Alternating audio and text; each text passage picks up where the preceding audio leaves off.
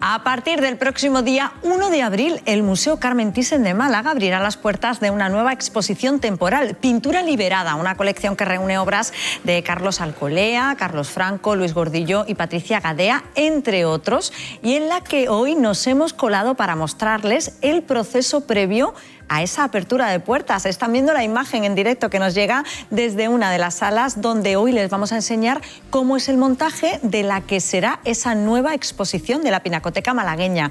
Una muestra que trae a Málaga obras de gran formato y que conlleva un proceso complicado de traslado y pasos previos para decidir la colocación de los cuadros antes de que los visitantes disfrutemos de la colección. Una imagen que pocas veces se puede ver en televisión y que hoy les acercamos de la mano de los responsables del Carmen Thyssen de Málaga.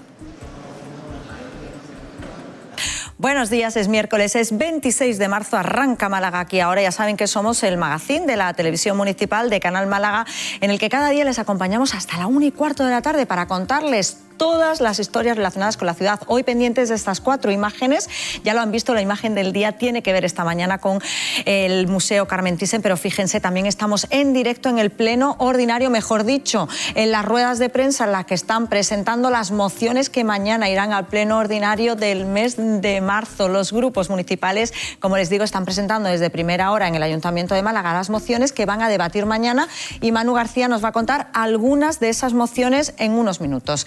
También estamos en directo, lo han visto, en el Museo Carmen Thyssen y en la preparación de esa exposición temporal que ya están montando y cuyo proceso de colocación les vamos a contar con todo lujo de detalles. Para ello está allí Rocío Carrascal, pendiente de todo lo que sucede en la Pinacoteca Malagueña. Una imagen, la del Carmen Thyssen, además, que coincide con otra, en este caso, que nos llega en el entorno del puerto de Málaga, en el entorno del Pompidou. Fíjense, esta mañana se ha inaugurado allí la intervención Ambeses. Están viendo, de hecho, a Marcos Reina y a Óscar Ros. Ellos han sido los encargados de presentar esta iniciativa y además hoy les adelanto que celebramos el Día Meteorológico Mundial y por este motivo, fíjense, la Agencia Estatal de Meteorología pone en marcha un acto, lo va a hacer en el entorno del Centro Oceanográfico de la ciudad, en la explanada de San Andrés. Romina Zace todavía no ha llegado al Centro Oceanográfico, está en el entorno del Pompidou, pero nos va a contar todos los detalles de esa celebración que se lleva a cabo hoy. Asuntos todos que forman parte de la portada de este miércoles, en la que la primera de las paradas, ya la han visto, nos lleva hasta el Museo Carmen Thyssen de Málaga, donde hoy les enseñamos cómo se prepara el espacio y cómo se colocan las pinturas de una exposición. Buenos días, Rocío Carrascal. Muy buenos días, Paula, muy buenos días, Málaga. Qué suerte la que tenemos hoy. Pintura Liberada es el título de la nueva exposición que se podrá disfrutar en el Museo Carmen Thyssen a partir del 1 de abril. Una exposición de pintura figurativa de gran tamaño, pero para que esto sea posible hay un importantísimo trabajo previo, el que realizan conservadores, restauradores, diseñadores o arquitectos para que las obras luzcan en todo su esplendor. Hoy tenemos, como decimos, la inmensa suerte de asistir al montaje de esta exposición. Se los vamos a acercar, así que quédense con nosotros porque no puede ser más interesante. Imagen en directo del Museo Carmen Thyssen de Málaga, al que volvemos en unos minutos, pero antes nos vamos hasta el Pompidou, porque allí se inaugura esta mañana la intervención Ambeses. Marcos Reina presenta esta exposición y esta experiencia artística que se incluye además dentro de las actividades programadas por el MAF 2025. Se van como buscando unas con otras para darse un poquito de calor. El Pompidou, que fíjense, el viernes cumplirá 10 años en la ciudad y que nos lleva y nos sirve para ir hasta el Congreso de los Diputados. A esta imagen en directo ahora mismo está hablando Aitor Esteban, es el portavoz del PNV, pero esta mañana ha hablado el presidente del Gobierno, Pedro Sánchez. Ha comparecido para explicar el plan de rearme propuesto por la Comisión Europea para paliar el alojamiento de Estados Unidos de la defensa común. Fíjense, ha hablado esta mañana y ha hecho anuncios el presidente del Gobierno, Pedro Sánchez. Escuchen. Viene a Múnich a Desde insultar. verano, el Gobierno pondrá en marcha un gran plan nacional para el desarrollo e impulso de la tecnología y la industria de la seguridad y la defensa españolas. Beberá de la experiencia adquirida a lo largo de los últimos años gracias al Plan de Recuperación, Transformación y Resiliencia. Concentrará el grueso de la inversión adicional exigida para cumplir con nuestros socios europeos y va a canalizar programas de colaboración público-privada para crear un nuevo salto tecnológico e industrial en España. Lo vamos a hacer mirando al este, como no puede ser de otra manera, porque su seguridad también es la nuestra, pero también lo vamos a hacer mirando al sur, apostando por la innovación, por el desarrollo de tecnologías de doble uso, para la creación de nuevas empresas y el escalado de pymes y de startups locales. Y, por supuesto, también por la formación y la mejora de nuestro capital humano, la protección de nuestras fronteras y la creación de infraestructuras resilientes. En definitiva, señorías, el objetivo de este plan es que España contribuya y al mismo tiempo se beneficie de este estímulo tecnológico e industrial para fortalecer el espacio europeo de la seguridad y la defensa. Es el anuncio del presidente del Gobierno de España del incremento en el gasto en defensa, que además ha dicho que no va a llevar aparejado un descenso en la inversión que se va a hacer en políticas sociales. En un minuto hablamos de este asunto, pero hoy nos preguntamos qué está pasando en Europa. Fíjense, lo hacemos porque ayer el periódico El País filtraba un documento de la Unión Europea en el que nos llamaba a los europeos a guardar productos como agua, medicina y comida para aguantar 72 horas. Abordaremos en qué situación política estamos con la catedrática de Derecho Internacional de la Universidad de Málaga, con Ana Salinas. Es sin duda la noticia política a nivel nacional e incluso internacional, que completamos a esta hora con la noticia de la política local, que viene marcada por la celebración mañana del Pleno Ordinario del mes de marzo, y pendiente de la presentación de las mociones está Manu García. Buenos días, Manu. Hola, ¿qué tal? Buenos días, Paula. Un pleno municipal que vendrá con un nombre propio, con el de Bernardo Quintero, pieza clave para la llegada de Google a Málaga, ya que el equipo de gobierno llevará una moción que pretende que sea institucional, es decir, que sea apoyada por todos los grupos políticos para que se le conceda la medalla de la ciudad y sea nombrado hijo predilecto. Como comentabas, Paula, en estos momentos los grupos políticos están presentando las mociones urgentes que llevarán al pleno de mañana jueves aquí en el Ayuntamiento de Málaga. El primero en hacerlo ha sido con Málaga, que volverá a pedir que la ciudad sea denominada zona tensionada. Es uno de los 13 puntos de la moción con la que pretende regular el mercado de la vivienda. Le ha seguido Vox, que ha pedido medidas urgentes para paliar los problemas que tiene tanto Campanillas como el Bajo Guadalhorce. Cada vez que llueve, todavía estamos a la espera de que comparezca el Grupo Municipal Socialista y el equipo de gobierno del Partido Popular, pero a esta hora ya le podemos decir que el Grupo Municipal Socialista también hablará del problema de la vivienda y que el equipo de gobierno del Partido Popular pedirá medidas para mejorar la movilidad en la zona este de la capital. Pues muchas gracias a nuestro compañero Manu García. Noticia política que completamos hoy hablando con Fernando Muñoz Cubillos. Ha sido reelegido como secretario general de Comisiones Obreras en la provincia. Hoy hablaremos sobre el presente y el futuro de Málaga desde el ámbito laboral. Y fíjense en el siguiente titular: una detenida en Málaga por un nuevo timo del amor que le costó a un hombre 318.000 euros. Nuevo caso de este tipo de engaño del que hoy vamos a hablar con Andrés Román. Es el jefe de ciberdelincuencia, con el que abordaremos el modus operandi de este tipo de delincuentes. Será en un ratito, pero fíjense que antes nos vamos a ir a saludar a nuestra compañera Romina Zace. Les decía yo que nos iba a acercar hoy a la celebración del Día de la Meteorología, porque por este motivo AEMET, la Agencia Estatal de Meteorología, va a llevar a cabo un acto hoy en el Centro Oceanográfico de la ciudad. Buenos días, Romina. Una jornada clave, muy buenos días, Paula, para comprender el clima y su impacto en nuestro día a día. Esta fecha, este año, como sabréis, cobra especial relevancia e importancia en un contexto donde los fenómenos climáticos se están volviendo cada vez más extremos. Nosotros mismos en los últimos años estamos sufriendo aumentos de la temperatura, lluvias torrenciales y una sequía prolongada que ha puesto a prueba la resiliencia de las ciudades. Por eso pensamos que el mensaje será claro en esta jornada. Comprender el clima no solamente nos ayudará a prever el tiempo, sino también mejorar nuestro futuro y prepararnos por lo que nos espera. Una jornada que empezará en unos minutos, un acto que será inaugurado por el subdelegado del Gobierno, Javier Salas, también presidido por el director de AEMET en Málaga, Jesús Riesco. Nosotros vamos a estar muy pendientes para daros todos los detalles en el informativo de hoy.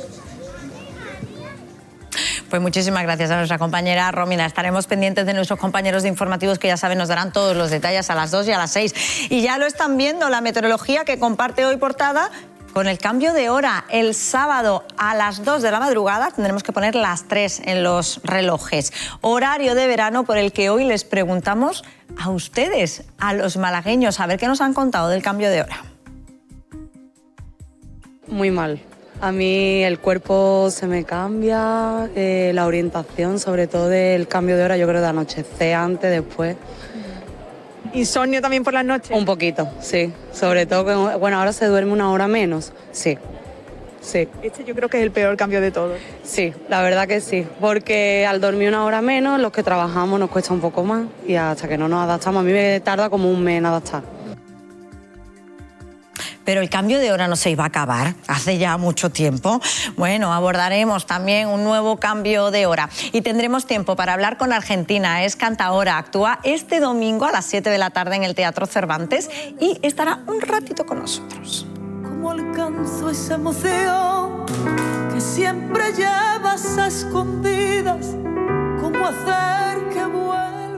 Pues son las historias que les vamos a contar hasta la 1:15 de la tarde, pero antes de empezar, como siempre, repaso a las portadas de los periódicos locales, porque a esta hora, fíjense, nuestros compañeros de Diario Sur se hacen eco de un accidente terrible en el que ha muerto un joven de 19 años y 2 mujeres han resultado heridas en un choque frontal en Cártama. El accidente se registró en el tramo donde se encuentra la franja roja por alta accidentalidad. Es el accidente que comparte portada con el Congreso de los Diputados, también pendientes nuestros compañeros de Diario Sur de todo lo que acontece en el Congreso de los Diputados. Málaga hoy en portada, la foto, el titular para ese terrible accidente. La carretera que une Cártama y Marbella se cobra una nueva víctima, un joven de 19 años que ha perdido la vida en ese terrible accidente.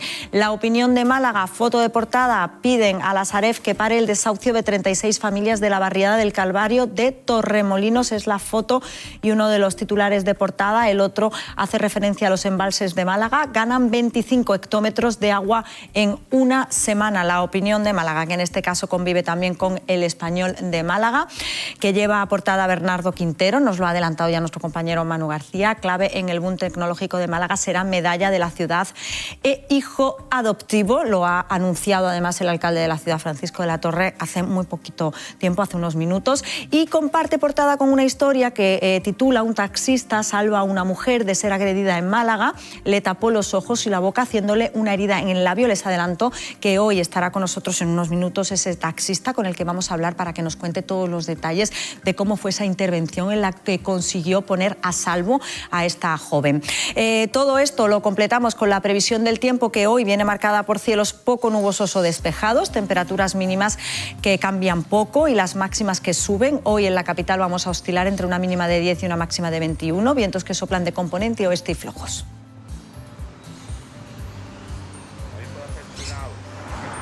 Previsión del tiempo que acompañamos a esta hora con la circulación por las carreteras de la capital y para ello saludamos a Miguel Godoy, que se encuentra en el Centro Municipal de Control de Tráfico. Miguel, buenos días.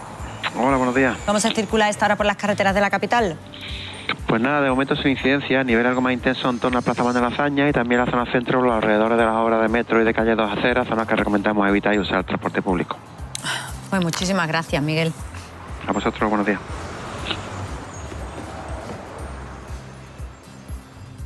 Pues tiempo y tráfico, que como cada día nos sirve para abrir la mesa de actualidad. Y hoy me acompañan como tertulianos José María de Loma, Fran Cristófol. Bienvenidos los dos. Vaya equipazo de periodistas que tenemos esta mañana.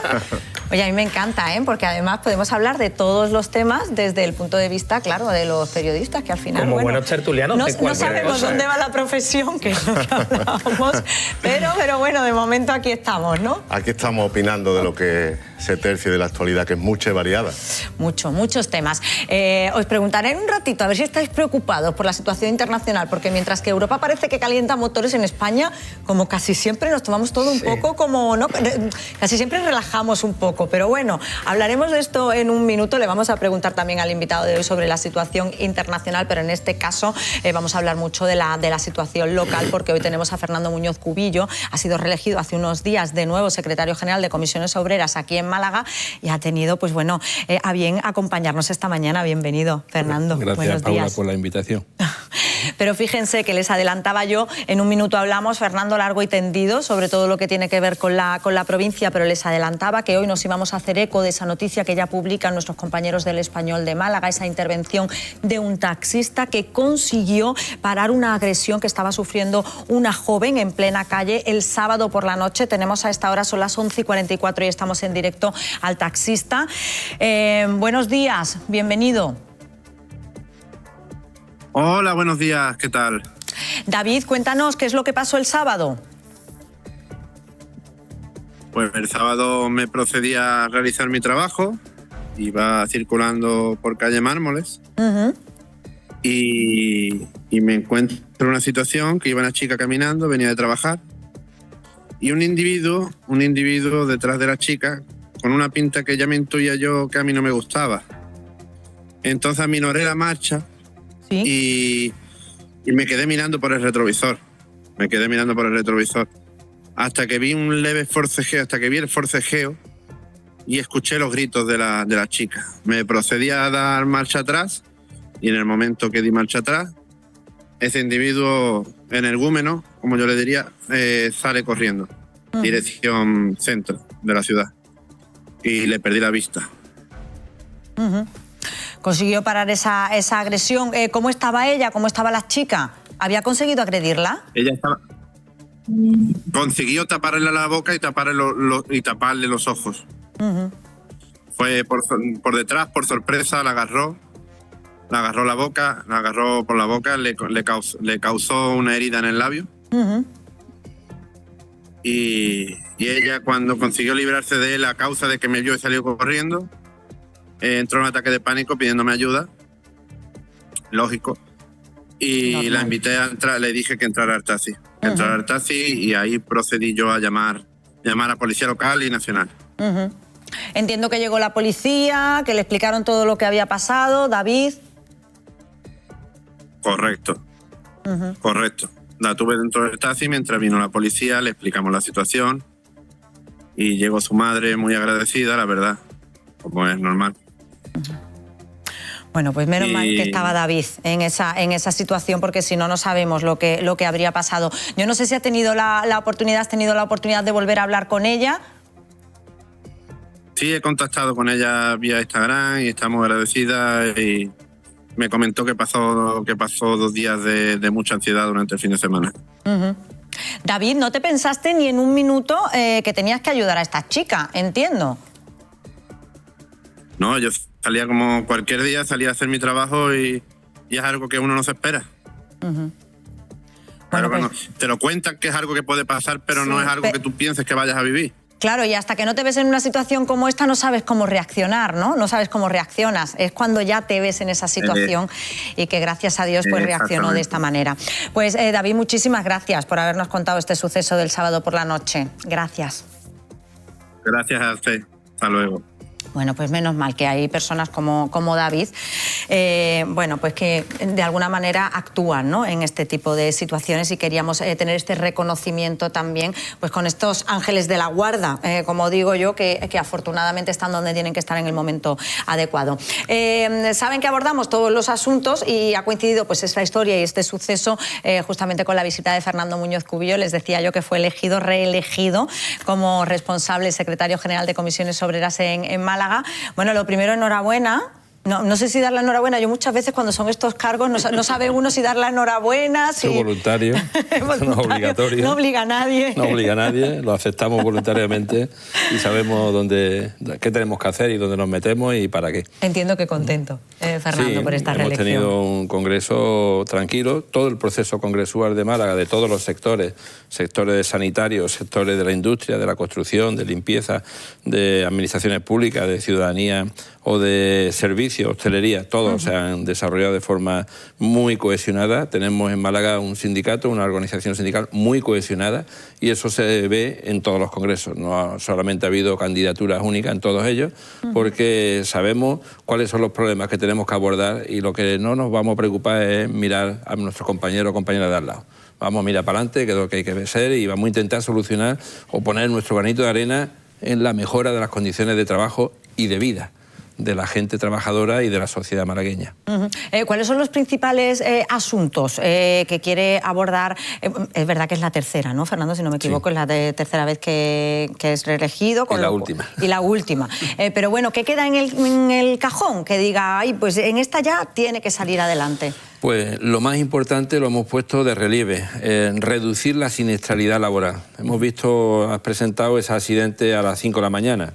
Desconocemos los datos del accidente, pero podemos pensar que puede ser un accidente in itinere. Esa carretera ahora está sufriendo 9.000 vehículos más diarios por el corte de ronda, de esa población de ronda, y entonces reducir la siniestralidad laboral en la empresa. El año pasado 22.000 personas se dieron de baja por accidente laboral en la empresa, 22.000 personas. Es un asentismo que se produce por una situación de no cumplimiento de la normativa laboral en prevención de riesgos laborales, evaluación de riesgos, planificación de la actividad preventiva, evaluación de la salud, coordinación de la actividad preventiva, reducir esa siniestralidad y reducir el número de personas fallecidas. El año pasado, triste que Málaga encabezara el ranking de personas que trabajando han muerto. 20 personas en todo el año 2024. Este año, en apenas 3 meses, ya van 5 personas fallecidas. Eso hay que reducirlo. Y estoy seguro que vamos a contar con la Confederación de Empresarios, con el Gobierno andaluz y con el resto de agentes sociales para intentar poner encima de la mesa un plan de choque verdadero, financiado de manera potente, no con esos 2,5 millones de euros que tenía el último plan firmado, sino un verdadero plan para frenar la siniestralidad, para que no haya más accidentes, reducir eso. Es un objetivo clave.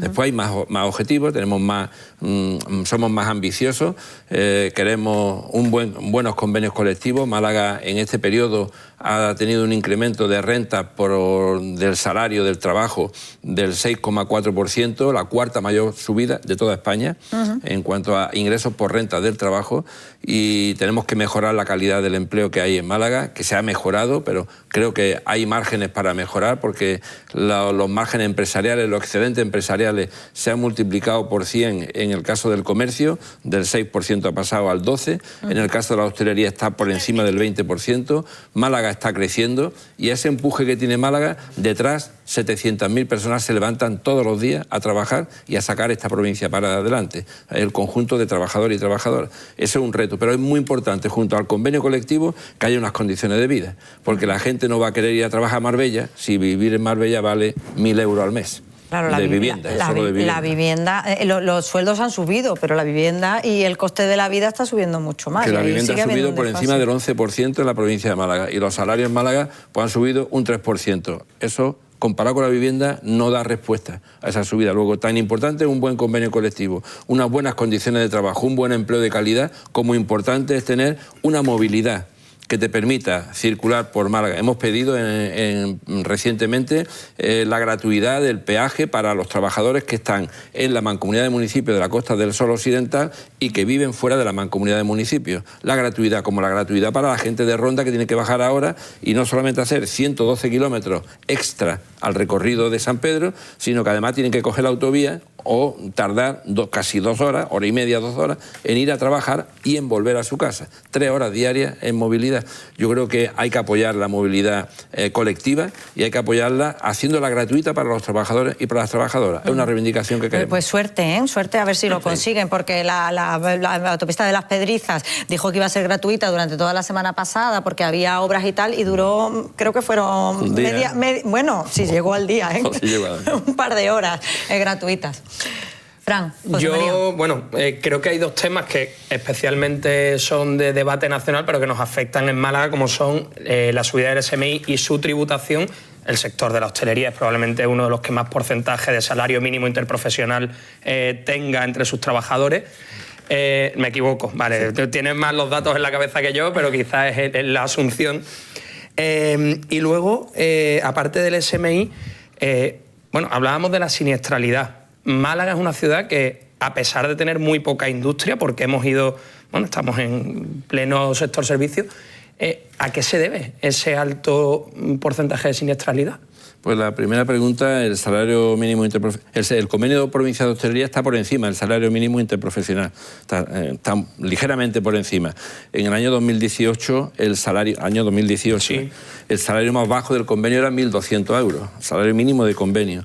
Hoy sigue estando por encima. Es verdad que el salario mínimo interprofesional ha crecido desde el 2018 hasta este año un 61%. Claro. Y casi ya empieza a tocar, pero aún así sigue estando por encima.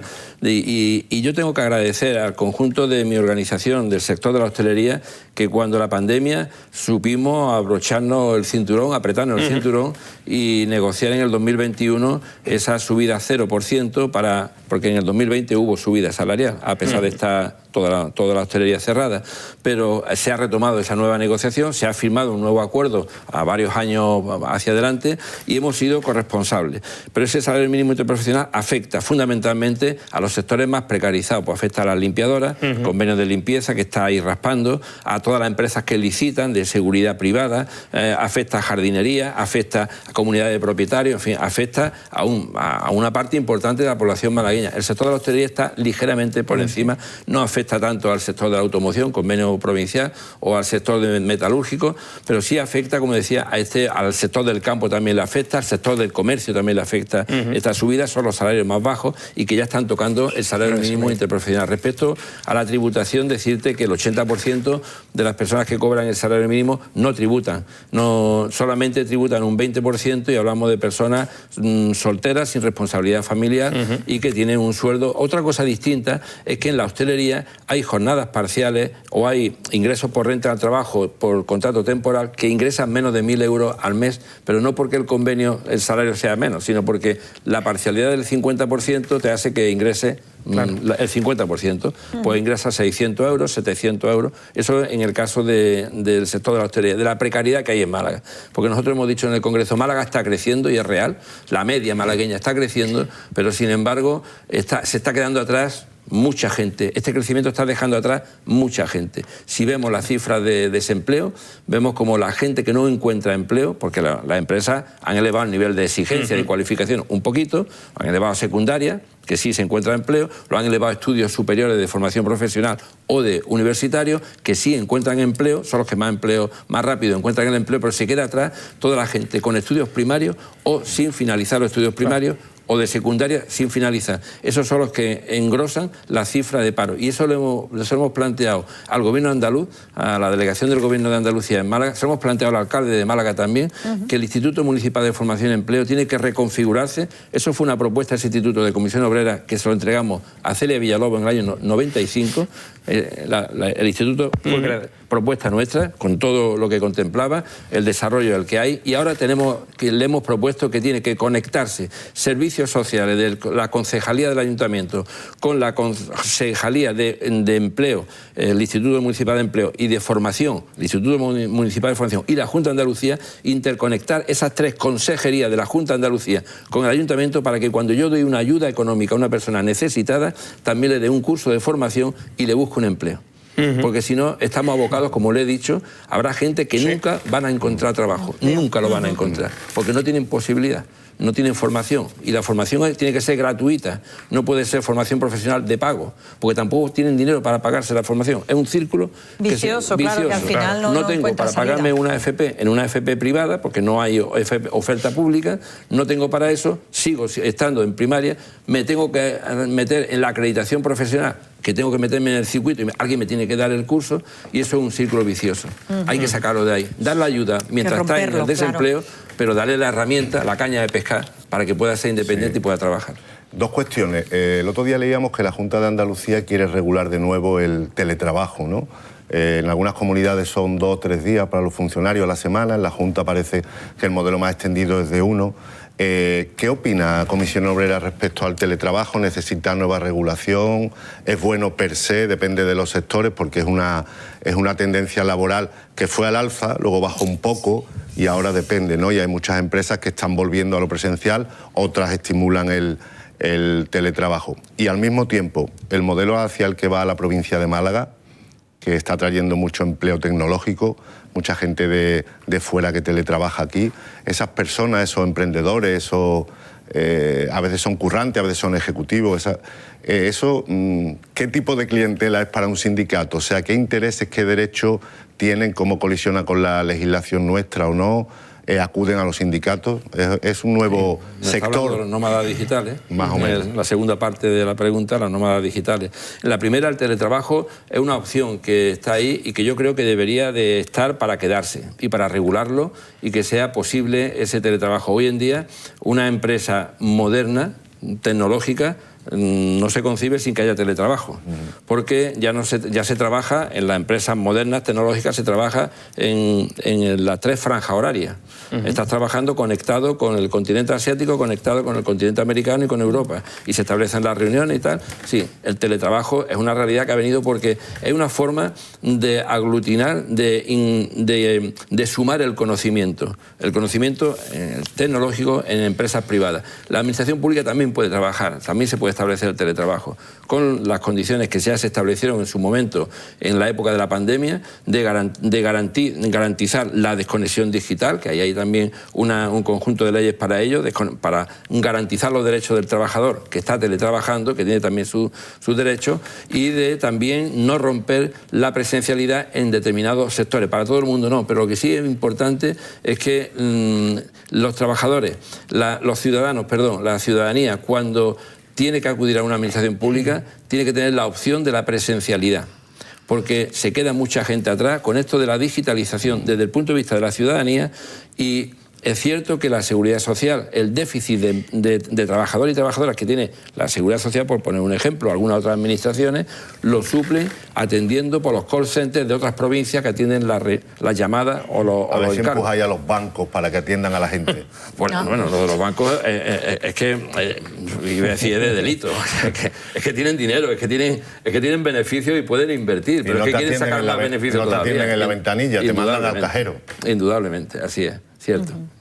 Bueno, que ha anunciado Pedro Sánchez, se lo adelantaba yo al principio, que va a subir el gasto en defensa un 2%, pero sin tocar ni un céntimo, ha dicho, del gasto social. Si no lo hace, estarán ahí los sindicatos, entiendo. Nosotros, el incremento más que el gasto en defensa, el gasto en armamento, nosotros, yo personalmente, y el análisis que estamos haciendo en Comisión Obrera, es que nos estamos creando un enemigo que tiene poca capacidad militar. Es cierto que la guerra de trinchera, la guerra de ocupación, lo que está ocurriendo en Ucrania, es porque hay una serie de tierras raras, de cereales, de economía que en la ocupación se gestiona, en la ocupación de territorio, pero la guerra realmente, la guerra comercial que tenemos encima de la mesa también, no le prestamos atención y es importante y tiene repercusiones en Málaga, cuando hablamos de turismo, cuando hablamos de la comarca de Antequera, por poner un ejemplo, y la guerra de los ciberataques también tiene una preocupación.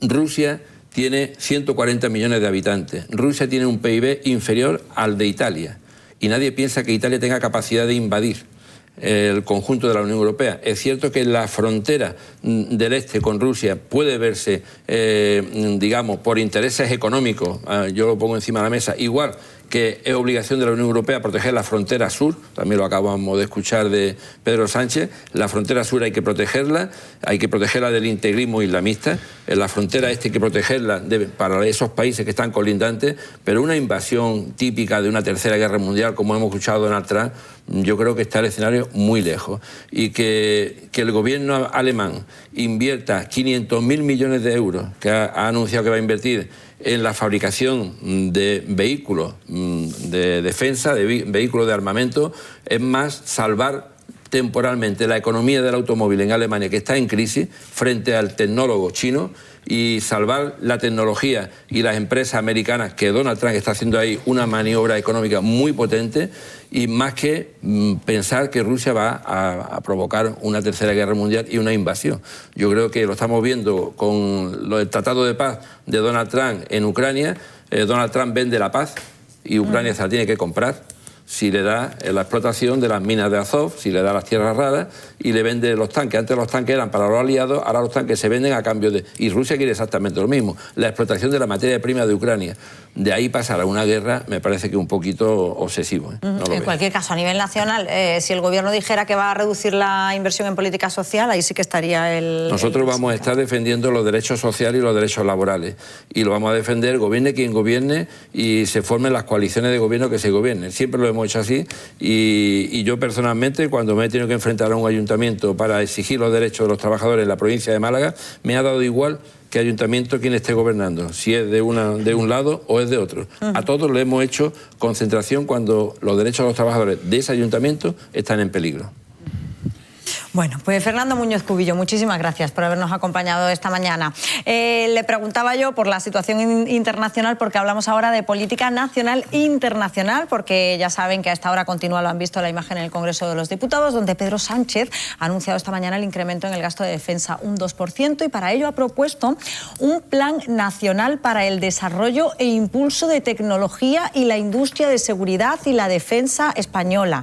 A ver, José María, Fran, ¿esto qué significa? Porque yo necesito un traductor, ¿no? Necesito un traductor. Cierto eufemismo para no decir lo que en realidad es, que el aumento del gasto en defensa. Es verdad que el aumento del gasto no tiene por qué ser en armas. Claro, yo creo que ha dicho esto porque no quiere decir que se va a, a invertir en armas, ¿no? Las guerras, por desgracia, lo bueno que tienen es que alientan la tecnología. Después de una guerra seguramente se sale con mejores instrumentos en medicina, en ciencia, en tecnología, en muchas cosas. Es verdad que España, si quiere ser un socio serio de la UE y de la OTAN y responder a las amenazas que tenemos, pues no vendría mal incrementar un poco el gasto.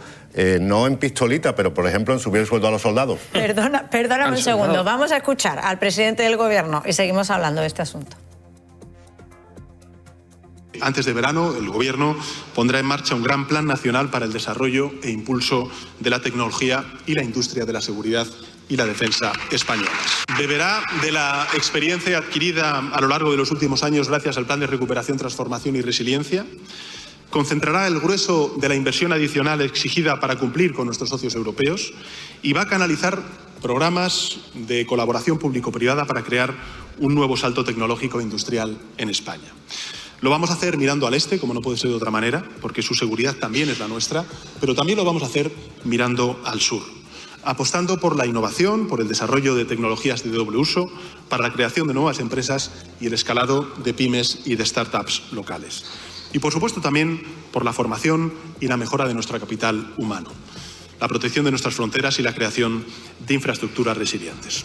En definitiva, señorías, el objetivo de este plan es que España contribuya y, al mismo tiempo, se beneficie de este estímulo tecnológico e industrial para fortalecer el espacio europeo de la seguridad y la defensa. Pues son las palabras del presidente del Gobierno, Fran.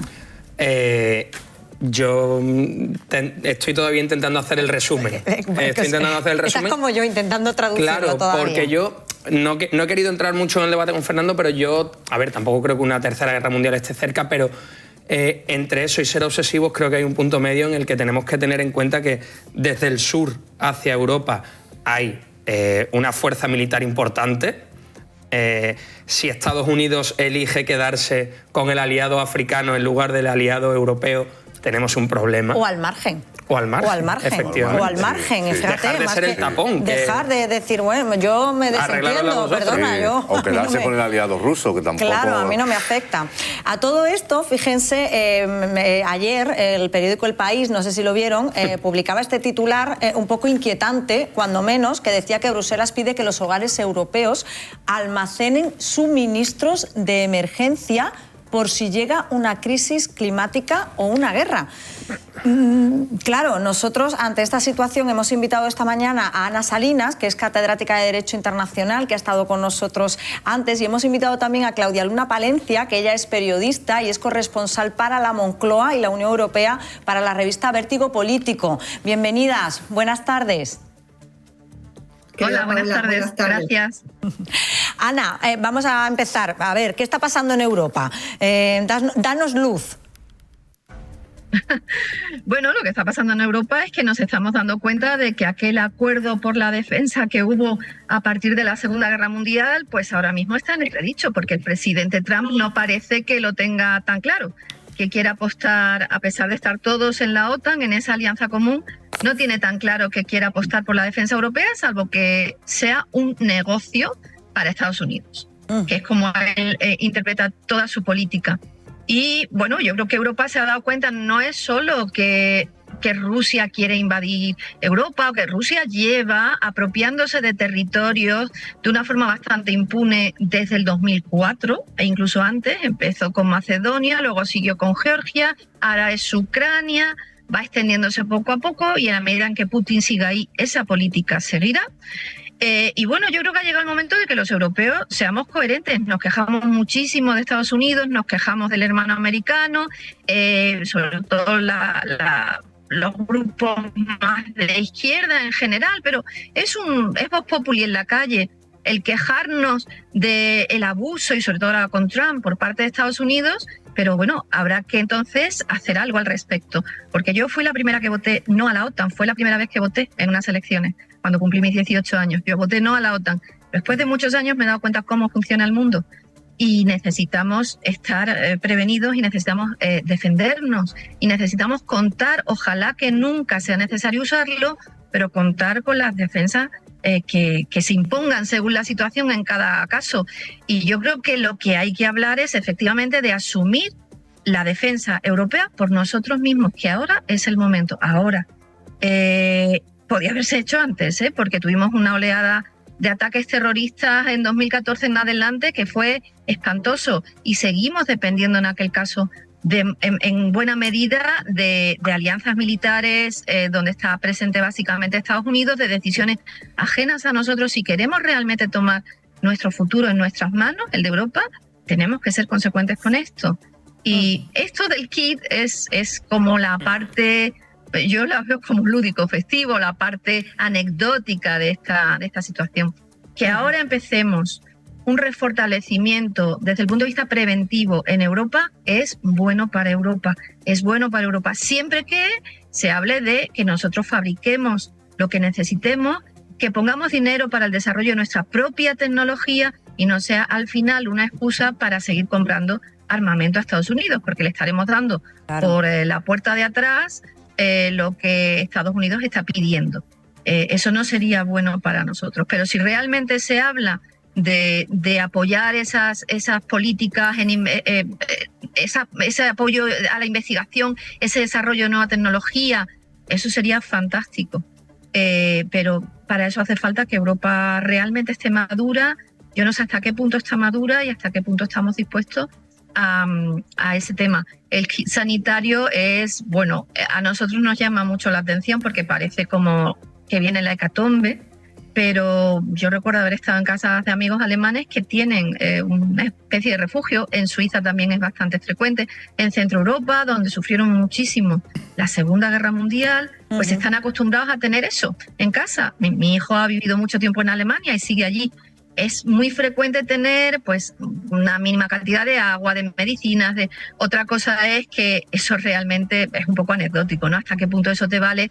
Bueno, no es solo en caso de una guerra, es en caso de una dana, como hemos visto en Valencia, es en caso de un COVID, como vimos en su momento. No se vende ese tema que está proponiendo el comisario de gestión de crisis, no es solo con vistas a una guerra, no es solo con vistas a la defensa. Está planteando, lo que pasa que tal y como se está vendiendo en los medios, pues parece un poco de risa, ¿no?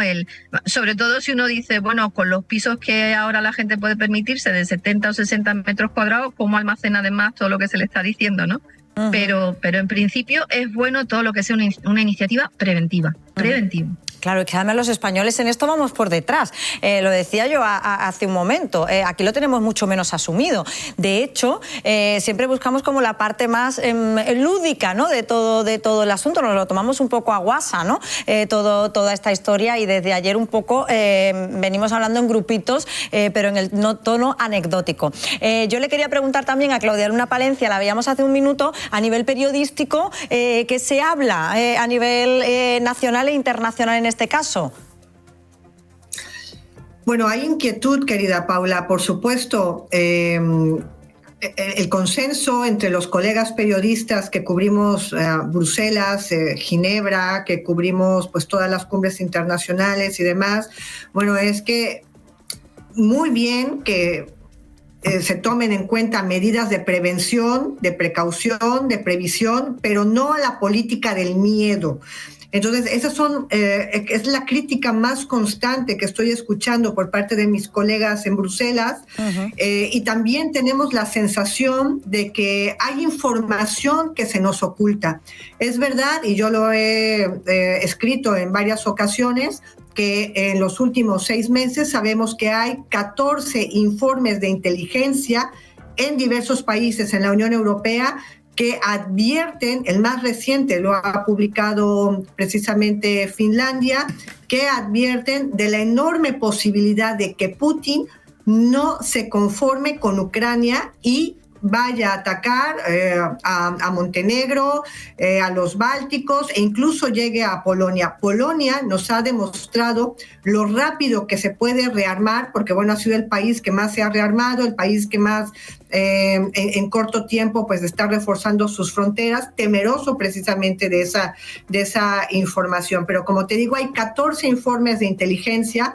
Ahora, es verdad que puede ser una táctica disuasoria, ¿no? El rearmar a Europa, claro. El también preparar a los ciudadanos europeos a que, bueno, pues tengamos nuestro kit, tengamos nuestro modelo de prevención, sepamos organizarnos entre nosotros, porque además hay una cosa que también es muy cierta: no solamente las guerras convencionales están muertas. Es decir, la guerra ya no es únicamente que nos vaya a caer un misil en nuestra casa.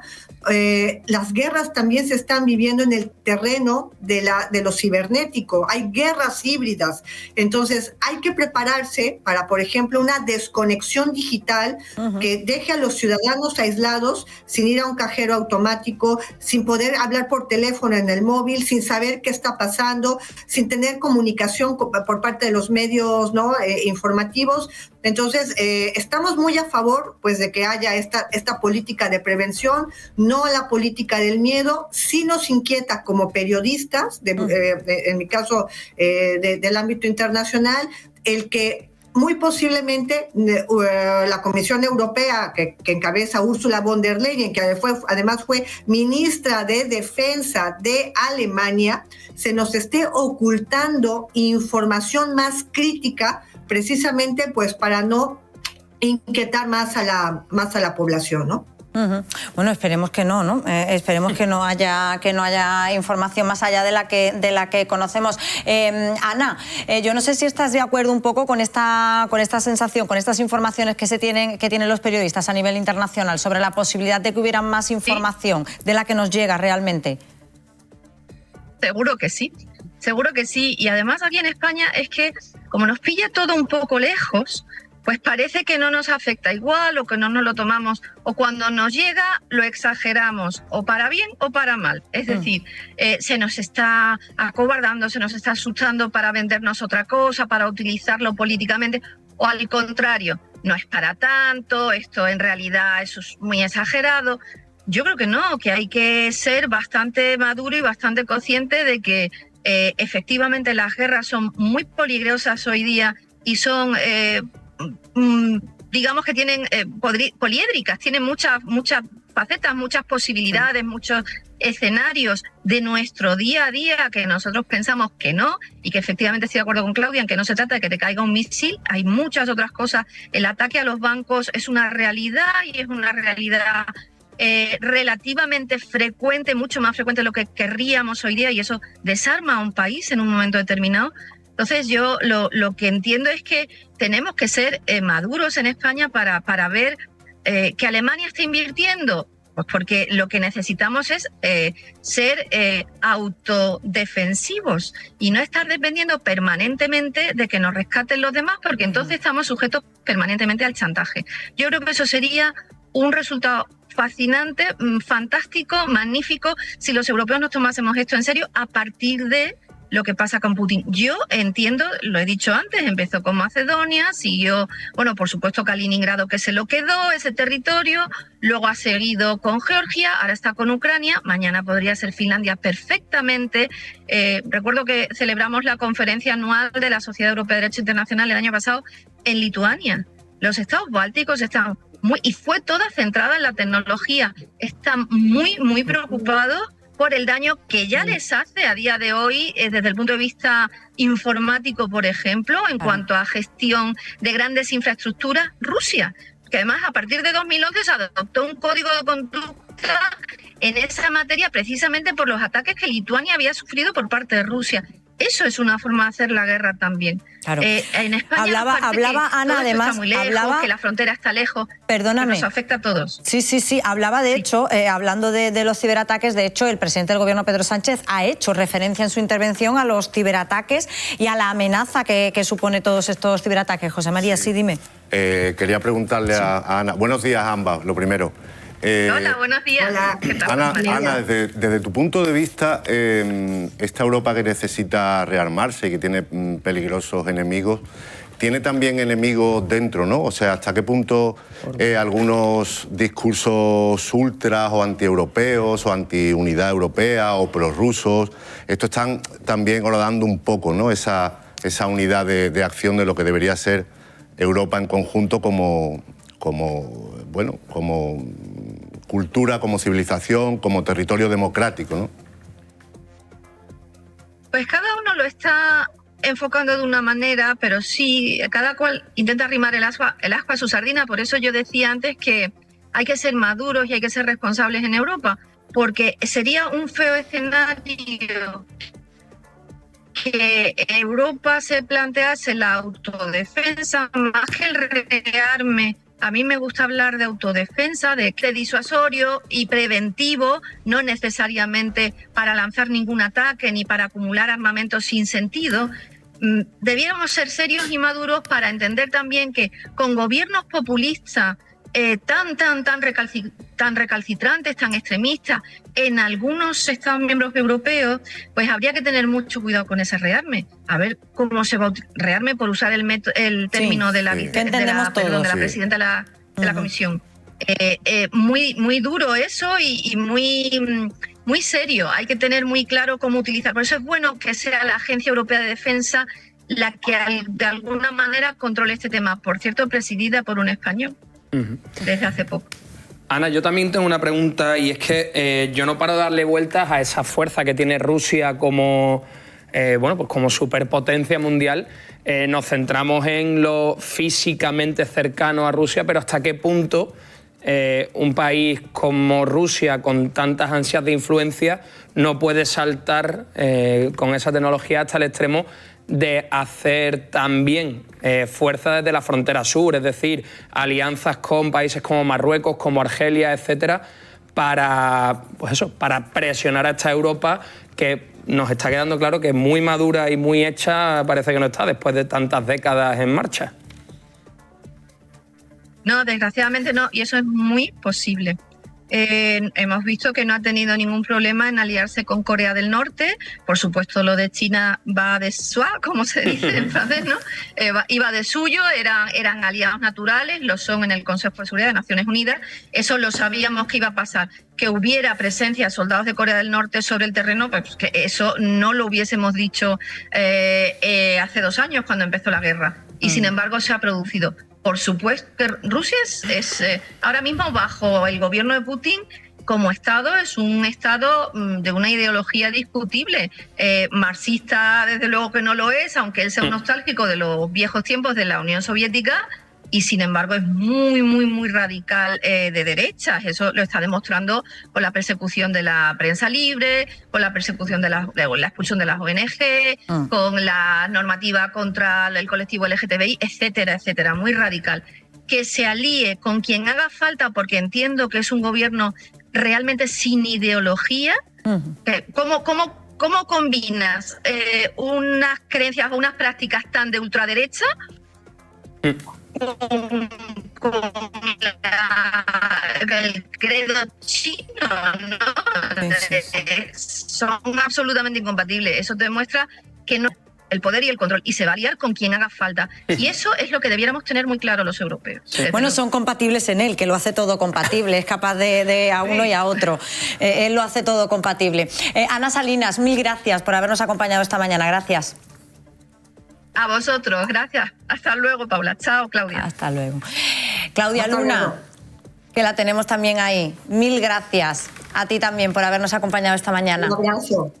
Saludos, hasta pronto. Bueno, pues más allá de lo anecdótico del kit que decíamos, sí que hay que estar pendientes. Oye, porque... Sí, muy pendiente.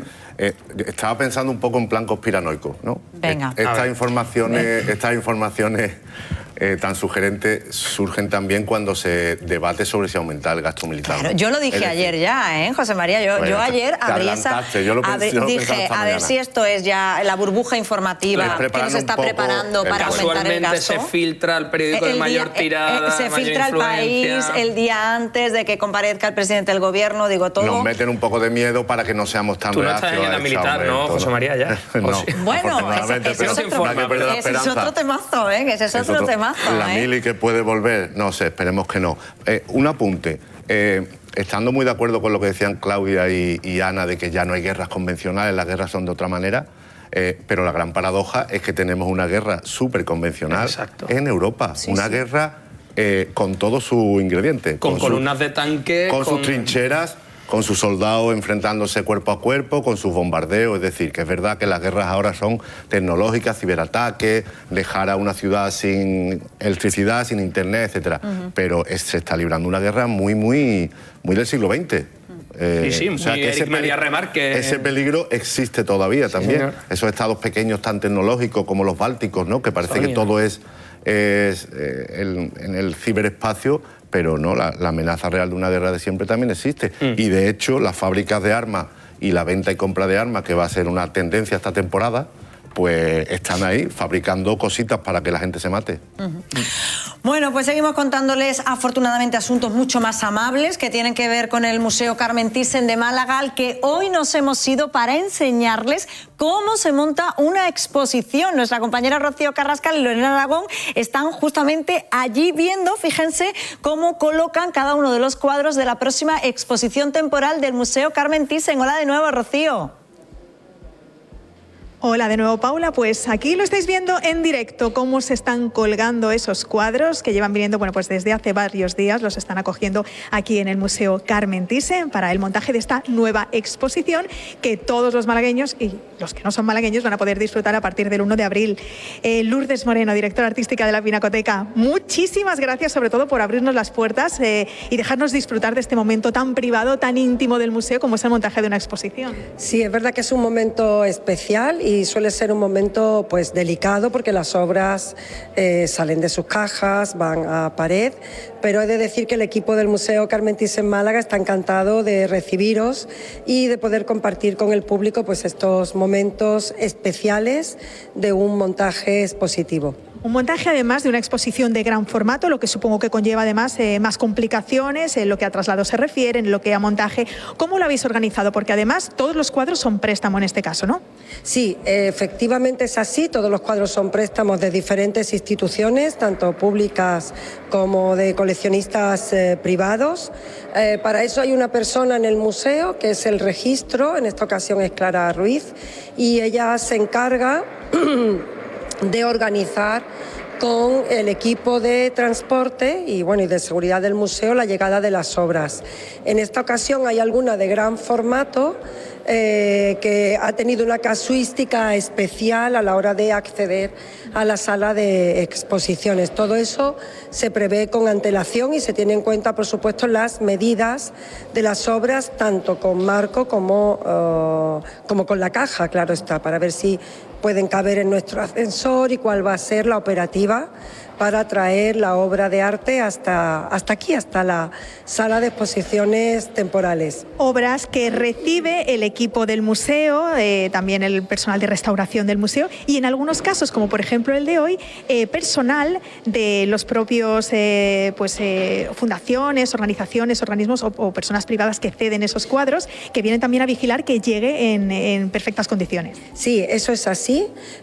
Solemos contar con la ayuda del equipo de la empresa de transporte que se decide mediante un concurso público, pero además el Museo Carmen Thyssen Málaga tiene un equipo de montaje integrado por 3 personas que ya están absolutamente especializados en este asunto y lo hacen muy bien, y junto a ellos a la hora de abrir la caja y que la obra debe ser observada, hay un informe de conservación que se emite por la institución o el coleccionista privado sobre su estado de conservación, y todo eso es chequeado, revisado en la propia sala con un experto en restauración, para que es lo que llamamos un correo, ¿no?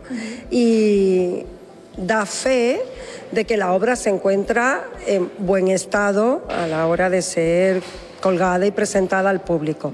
En el caso de que hubiera que hacerle algo que no suele ser lo habitual, pues también se estudia, ¿no? Todo este proceso es largo porque bueno, estamos viendo ya cómo se colocan, pero se colocan en un orden previo que además pues por parte del museo se ha decidido. En este caso nos vamos a acercar, me gustaría hablar incluso con ella, darle también la importancia que merece Bárbara García, que tal comisaria también de esta exposición. ¿Cómo se elige ese orden en el que los cuadros van en pared para que tenga un discurso expositivo, además, bueno, pues que sea el más atractivo posible para el espectador? Pues eso depende mucho del proyecto, de lo que se quiera contar con ese relato, y puede tener pues, desde un orden cronológico hasta una relación de afinidades entre las obras, una división de la exposición en distintos capítulos. En este caso lo que hemos buscado ha sido más bien esas afinidades estéticas entre las piezas, arrancando eso sí de los artistas que en los 60 y en los 70 ya están haciendo esa figuración que luego va a explosionar completamente en los 80 y a transformarse en este relato que tenemos aquí. Ese es un poco el criterio que hemos seguido en esta ocasión, en el que hemos hablado pues, con Lourdes, para darle el mayor sentido, la mayor coherencia para el visitante que venga a la exposición. Un visitante que además no está normalmente muy acostumbrado a este tipo de arte en el Museo Carmen Thyssen. En este caso, bueno, pues se ha optado por una exposición que recorre la pintura figurativa y donde hay nombres de gran importancia. Efectivamente, la exposición está poblada de nombres importantes. Yo creo que va a ser una exposición que no va a dejar indiferente a nuestro público habitual, porque efectivamente, como decías, ofrece un panorama bien distinto a lo que hacemos en otras ocasiones, pero el equipo del Museo Carmen Thyssen Málaga tiene siempre presente que debemos estar innovando y presentando nuevas perspectivas, nuevas visiones, y eso forma parte también de nuestro ADN de trabajo. Así que, bueno, es una propuesta diferente para el Museo Carmen Thyssen Málaga, pero especialmente interesante. Los años 80 no nos quedan tan lejos, pero ya hay la suficiente perspectiva como para hablar con ellos, ¿no? Con una cierta distancia, y como podéis ver es una exposición plagada con obras potentes, de gran calidad, desenfadadas, bueno, algunas cercanas al expresionismo alemán, otra con más influencia del mundo norteamericano o del pop británico. En fin, es un gran mosaico especialmente interesante el que se puede ver en esta exposición. Pues a partir del 1 de abril ya lo saben, y además le voy a preguntar, Lorena, a ver si me puedes acompañar un segundín antes de despedirnos para enseñaros una cosa que nos ha llamado mucho la atención, porque entre la cantidad de cuadros de primeras figuras, pues como eso de Miquel Barceló que teníamos, por ejemplo, a nuestras espaldas, tenemos aquí que ya les advertimos que es de la colección personal privada de Pedro Almodóvar. Si lo quieren ver a partir del 1 de abril aquí, en el Museo Carmen Thyssen. Bueno, a nosotros muchísimas gracias a nuestra compañera Rocío Carrascal, una imagen única que pocas veces se ve en televisión, que tiene muchísimo valor. Muchísimas gracias a Rocío y a Lorena, que nos lo está enseñando. Que decía yo que por si tuviéramos pocos temas, nosotros hemos sacado otro, que es el Congreso, también del Partido Socialista, que no lo teníamos previsto, pero del que estábamos hablando un poco y haciendo cábalas, porque ya de este fin de semana tenemos que saber cuál será la ejecutiva de aquí provincial de Málaga. Sí, bueno, José L. Aguilar, que es el secretario general flamante, pues está teniendo estos días muchos contactos con gente para trenzar esa ejecutiva, que las ejecutivas suelen ser muy grandes para no dejar a mucha gente descontento. Después no se le dan muchas funciones, pero bueno, parece que el reparto que se hizo en Granada, en el regional, de que Pepe Bernal sería su segundo como organización, sí, lo tenemos claro. Está claro. Con Paco Conejo en la sombra. Y luego hace falta alguna mujer en un puesto poderoso, en una vicesecretaría o así. Yo ahí, tú que estás más al día en no esto, te creas. El PSOE es un enigma detrás de es que ahí es donde yo voy. Yo no me muevo tanto en los subterfugios del PSOE en Málaga, pero al final a mí me está sonando todo a la misma estrategia de Dani en su momento. Es decir, voy a tener contentas a las 3 familias, a la que hay que sumarle una de reciente creación, que es la de José L. Es un problema. Lo que pasa es que esta vez yo estuve en el Congreso en Armilla, en el regional, y ahí lo que es muy divertido, de noche y de día. Lo que se ventiló allí es que esas 3 familias, 2 se pusieron de acuerdo contra una. Y una no, eso te iba a decir, una se quedó fuera. El sector, digamos, de Dani Pérez, pues salió bastante escaldado de ahí. Entonces ahora esas heridas a lo mejor tratan de recomponerse en el provincial. Incorporando algunos de esa línea. De ese sector, ¿no? Y bueno, Dani Pérez ha hecho un trabajo, es secretario general, a los secretarios generales no se les deja tirado. Hombre. Y seguramente pues se le dará algún papel honroso dentro de un tiempo, porque seguramente no será el candidato. Que se le diera justo después de las municipales, que era ir al hospital de las 5. Bueno, venga, que seguimos. Bueno, que se lo contaremos el lunes de la semana que viene. Un asunto que completamos ahora contándoles que un vecino de Canarias de 70 años es la última víctima del conocido como Timo del Amor. Le han estafado una suma récord, más de 318.000 euros. Una investigación de agentes de policía de Málaga ha permitido desmantelar la red de delincuentes. El hombre estafado no era consciente del engaño, de hecho se enteró cuando la policía fue a hablar con él, y esta operación policial ha llevado a la detención de 5 personas, una de ellas en Málaga. Saludamos a esta hora, son las 12:35, a Andrés Román, que es inspector jefe de ciberdelincuencia de la Policía Nacional. Bienvenido, buenas tardes.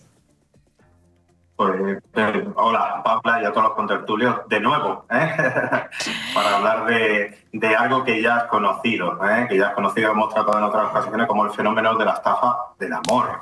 Esa pasión que a veces no nos da satisfacciones, sino que se transforma en una tortura, como en este caso.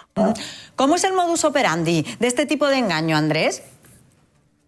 Mira, pero el modus operandi generalmente es a través de redes sociales, eso que todo, bueno, especialmente pues las personas enviudadas, como es el caso, las personas separadas, las personas que no tienen pareja, pues establecen contacto, pero no necesariamente tiene que ser una persona. En la época en la era de la inteligencia artificial se han automatizado la creación de perfiles y algunos de ellos son delictivos. Perfil gancho con el que se engancha, nunca mejor dicho, esta persona de 70 años. Establece contacto con una, y además muy típico, sargento americana en zona de conflicto, Yemen, y bueno, pues esta persona reúne todas las características. No podemos decir que hay un perfil, pero sí es frecuente que la estafa amorosa, como hemos dicho en otras ocasiones, sean las mujeres víctimas, a diferencia de las extorsiones que suelen ser los hombres. Este es un caso típico porque es un hombre el que cae, es un hombre el que hay unos déficits afectivos, está viudo, además tiene una hija con gran dependencia y tiene 70 años. En fin, crea una relación de amistad con esta persona y, bueno, pues a través de 3 meses de múltiples conversaciones, al final logra sacarle 318.000 euros. Conseguimos recuperar 52.000 y es curioso porque llegamos a esta persona no por la denuncia de él, sino a través de otra investigación. La ciberdelincuencia está muy diversificada como cualquier empresa y uno de los palos o uno de los negocios es vaciar nuestros bolsillos con estafas, pero otro es enamorar a las personas con déficit afectivo para estafarlos también. Por lo tanto, somos nosotros los que llegamos. Y gracias a esa investigación destapamos una situación de la que él no era consciente, hasta el punto, Paula, de que incluso después de estar hablando con él semanas, intentando convencerlo de que su supuesto amor no existía, era un bot de inteligencia artificial, porque luego hemos analizado las conversaciones y seguía un patrón de bot,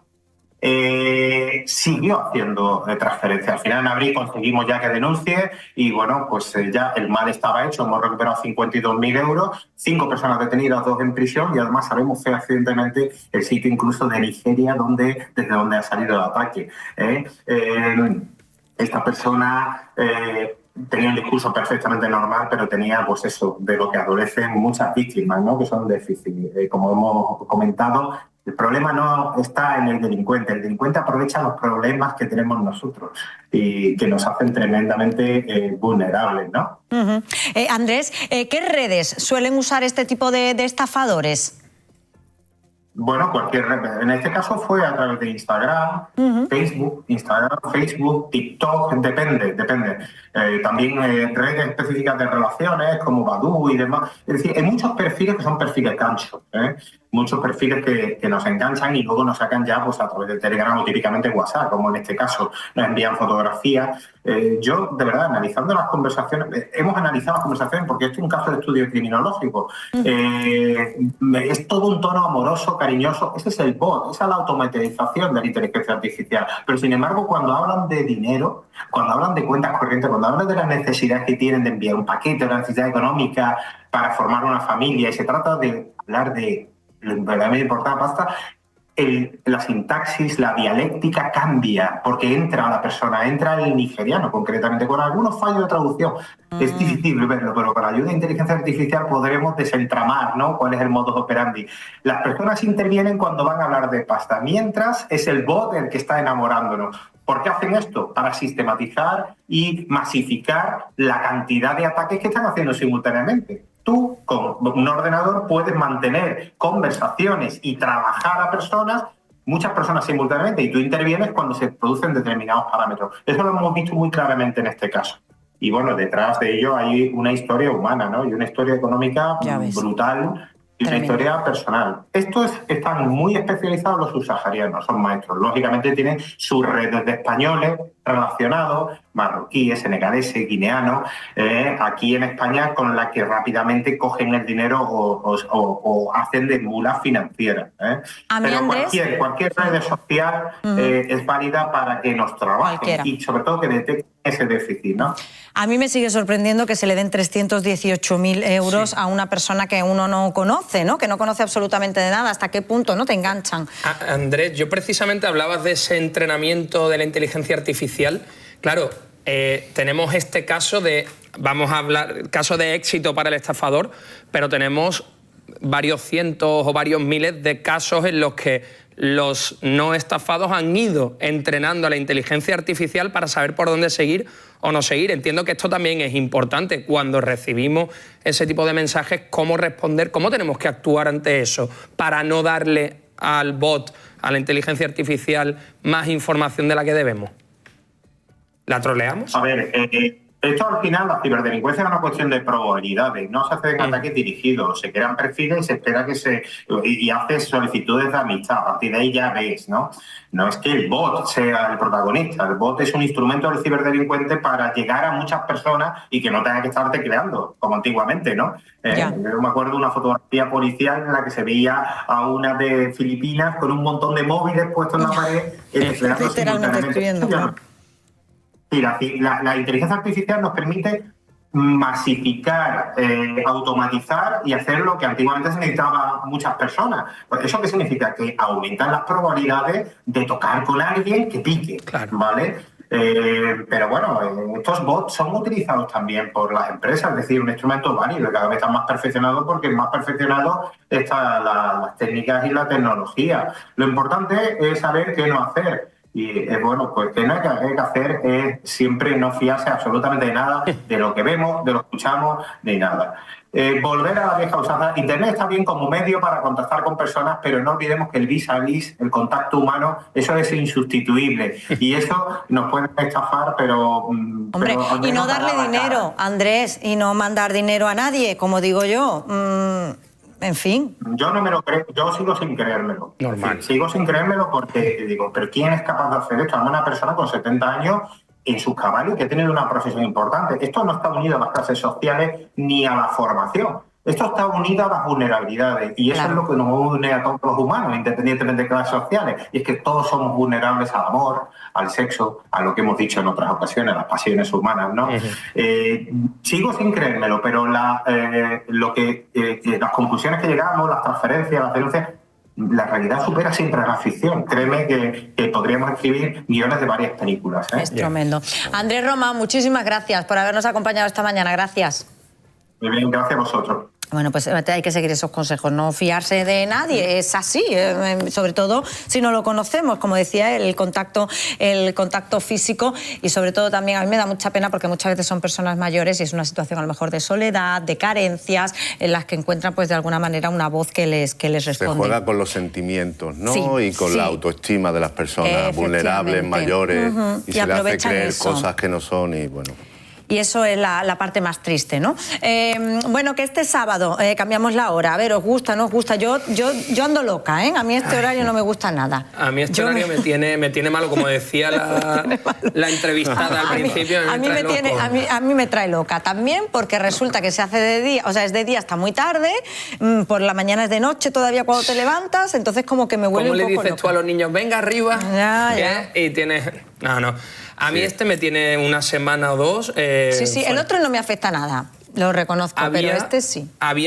Depende del año, hay veces que coincide con el Domingo de Ramos, entonces parece una tontería, pero como no se trabaja, los horarios son diferentes, te ayuda a adaptarte. Aquí no, aquí nos quedan todavía unos días hasta Semana Santa. Pero y lo del cambio de horario no lo iban a quitar. Yo llevo años escuchando que lo van a quitar, que lo van a quitar, que lo van a quitar. Y llevamos años y años esperando que lo quitan, que lo quitan. Nunca hay luz a gusto de todos, Paula, porque se habla de que amanecería demasiado tarde en Galicia, en el otro extremo, que debería ser una hora más o menos, salía antes de noche. No se ponen de acuerdo. Horario bolivariano, media hora. Eso es, o un cuarto. Yo soy partidario del de verano, pero la verdad es que también se hace muy largo a veces. Pues se hace muy largo, La calor y el verano. A mí me mata ahora. Luego cuando estoy de vacaciones me da igual, ya se pueden imaginar, pero ahora que tenemos que seguir con el ritmo, que les hemos preguntado a ustedes, a los malagueños también, que hemos salido a la calle, a ver qué les parece este cambio de hora.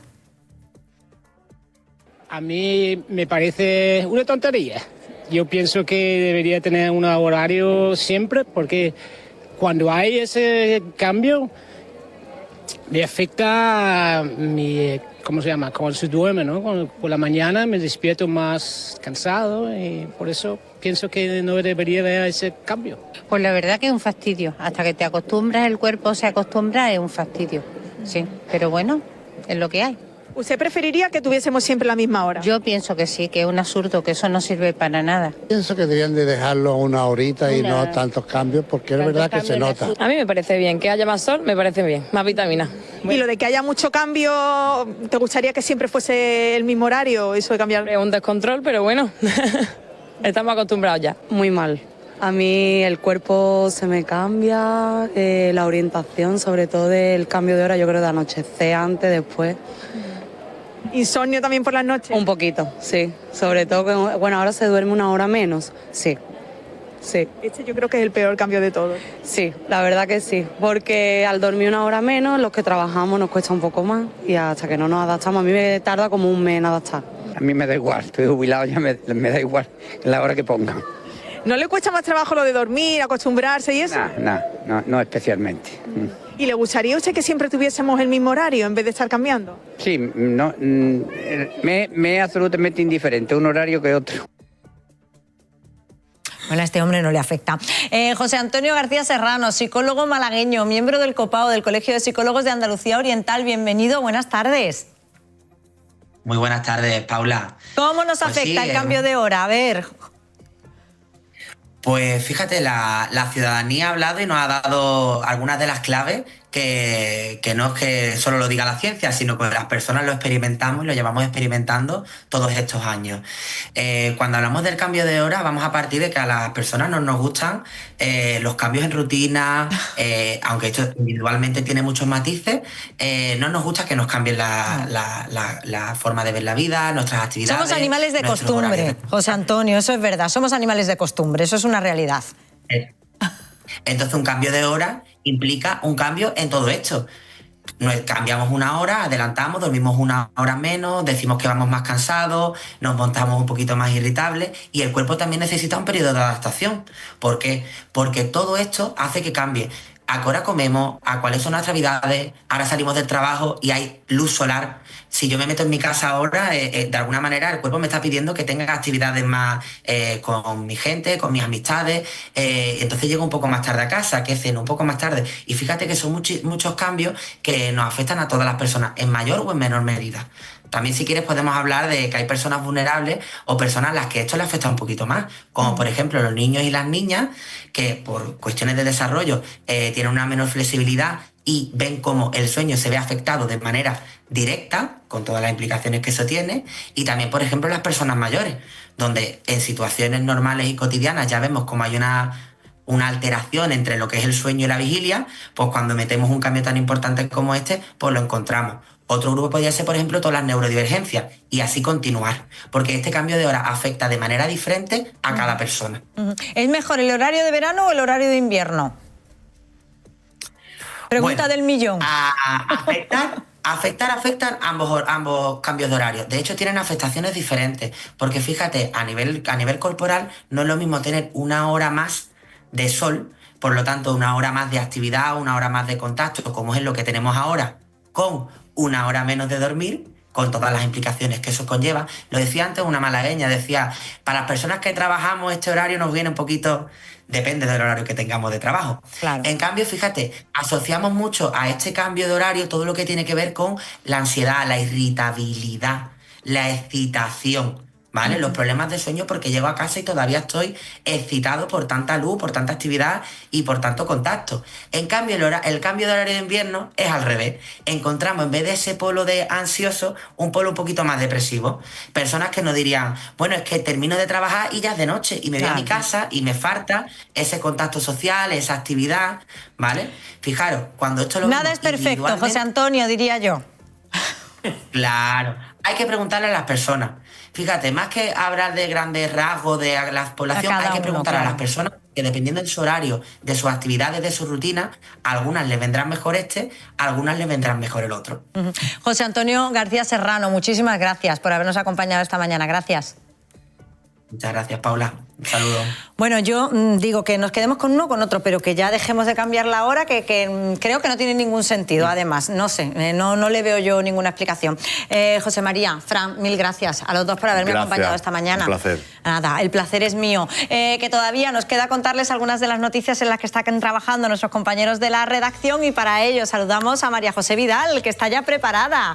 Buenas tardes, María José. ¿Qué tal, Paula? Muy buenas tardes. Pues aquí estamos, recopilando historias que son noticia, más allá del pleno, que nos va a ocupar bastante tiempo de nuestros informativos. Hay otros asuntos en los que estamos trabajando desde primera hora. El más triste, sin duda, ese accidente mortal que se ha producido en la carretera de Cártama, en el que ha fallecido un joven de 19 años y en el que han resultado heridas dos mujeres de 18 y 36. Han colisionado a primera hora de la mañana frontalmente, y como consecuencia dramática, pues esa persona fallecida y las dos personas heridas. Más allá de todo esto, el Ayuntamiento de Málaga, que espera poder restablecer cuanto antes todos los servicios condicionados en materia de agua como consecuencia de las restricciones que hasta ayer mantenía la Junta de Andalucía como consecuencia de la sequía. Las lluvias de las últimas semanas han hecho que cambie el panorama, y hoy la concejala de Medio Ambiente, Penélope Gómez, en la radio ha explicado que lo que espera el Ayuntamiento es poder restablecerlo todo, es decir, que vuelva a la normalidad, porque ya deja de tener sentido el artículo 5.2, que formaba parte de la ordenanza municipal que se puso en marcha para atender a las recomendaciones de la Junta de Andalucía, en la que se recoge, entre otras cosas, por ejemplo, el abastecimiento de agua en la ducha de la playa, o la presión de los grifos en los domicilios de los malagueños. Por lo tanto, pendientes de cómo poco a poco se va a recuperar la normalidad atendiendo a esta situación de capacidad de agua en los pantanos que abastecen a la capital. Pendientes, por tanto, de esas nuevas decisiones y de cómo se va convirtiendo la ordenanza en otra cosa, es decir, que desaparezca, que es lo que ha señalado Penélope Gómez durante la entrevista. Y esta mañana también hemos tenido más detalles en relación a las obras de la Rosaleda, porque el concejal de Deporte, Borja Vivas, ha confirmado que el Málaga Club de Fútbol va a jugar la próxima temporada ya en el estadio de atletismo. Para junio o julio estarán terminadas las obras de ampliación de este nuevo espacio al que se va a trasladar el club, la afición y todo lo que conlleva, con el objetivo de que la próxima temporada ya se juegue allí. En cuanto esto suceda, lo que va a pasar es que empezarán las obras en la Rosaleda. Ha explicado Borja Vivas que van a eliminar el anillo superior y van a ampliar el inferior, y eso es lo que va a permitir que se amplíe la capacidad del estadio hasta 45.000 espectadores. Ha dicho que el ayuntamiento está todavía pendiente del interés de los privados, que de momento está el compromiso de las 3 instituciones que son las propietarias del club. Pero a esta hora la última noticia es esa, que el Málaga jugaría la próxima temporada ya en el estadio de atletismo. Pues son las noticias. Muchísimas gracias, María José Vidal, que les van a contar nuestros compañeros de informativos de la radio a partir de las 2 de la tarde en el 97.4 de FM y nuestros compañeros de informativos de la tele a las 2 y a las 6 de la tarde. Nosotros un minuto a Publi, pero volvemos.